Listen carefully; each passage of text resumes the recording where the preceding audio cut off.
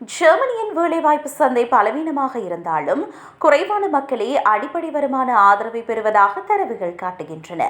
உக்ரைனிலிருந்து வரும் பல அகதிகள் வேலை தேடுவதே இந்த நிலைக்கு காரணம் என தெரிவிக்கப்படுகிறது.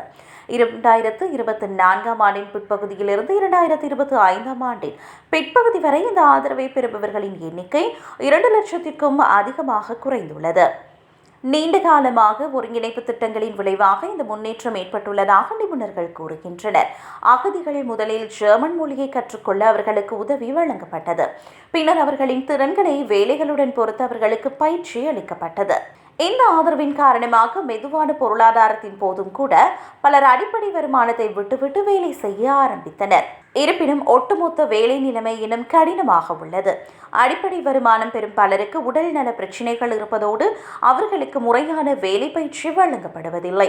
அதே நேரத்தில் பல வேலைகளுக்கு திறமையான தொழிலாளர்கள் தேவைப்படுகின்றனர். இது சில வேலையில்லாதவர்களுக்கு வேலை கிடைப்பதை கடினமாக்குகிறது.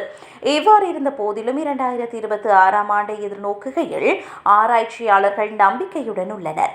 எனினும் சான்சலர் ஃபிரெட்ரிக் மெர்ஸின் கீழ் கொண்டுவரப்பட்ட உள்ள புதிய திட்டம் ஒன்று முன்னேற்றத்தின் வேகத்தை குறைக்கும் என அவர்கள் எச்சரிக்கின்றனர். இந்த திட்டம் உக்ரைனிய அகதிகளை அடிப்படை வருமான ஆதரவில் இருந்து வெளியேற்றும்.